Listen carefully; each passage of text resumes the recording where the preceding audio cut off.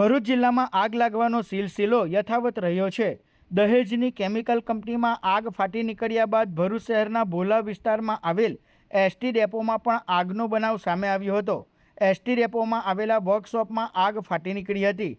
વર્કશોપમાં ટાયરનો મોટો જથ્થો હોવાના કારણે જોતજોતામાં આગે વિકરાળ સ્વરૂપ ધારણ કર્યું હતું, જેના પગલે ધુમાડાના ગોટે ગોટા દૂર દૂર સુધી નજરે પડ્યા હતા।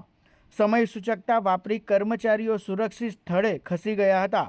આ અંગેની જાણ કરવામાં આવતા જ ભરૂચ નગર સેવા સદનના 4 ફાયર ફાઇટરોએ ઘટના સ્થળે પહોંચી પાણીનો મારો ચલાવી આગ પર કાબૂ મેળવ્યો હતો। ગોડાઉનમાં વેન્ટિલેશનના અભાવે ફાયર ફાઇટરોએ દિવાલ તોડી આગ પર કાબૂ મેળવવા કામગીરી કરવી પડી હતી। આ બનાવમાં કોઈ જાનહાનિ થઈ ન હતી।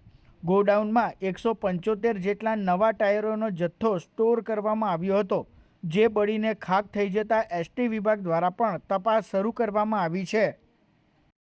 અમારા કંટ્રોલ પર 12:15 આસપાસ કોલ આવેલ કે ભરૂચના ભોલાવ એસટી ડેપોના ગોડાઉનમાં આગ લાગેલી છે। અમે ઘટના સ્થળે તાત્કાલિક પહોંચ્યા, ત્યાં જોયું તો ટાયરોનું ગોડાઉન હતું। ગોડાઉનમાં વેન્ટિલેશનના અભાવના કારણે અમારે એક દિવાલ તોડવી પડી હતી અને અમારા 3 જેટલા ટેન્ડરો આ આગને ઓલવવામાં કામે લાગ્યા હતા અને એક જીએનએફસીનું ટેન્ડર પણ બોલાવવામાં આવેલું। સ્ટોક કેટલો હતો ગોડાઉનની અંદર? તો ગોડાઉનમાં ટોટલ 170-175 જેટલા ટાયરો હતા।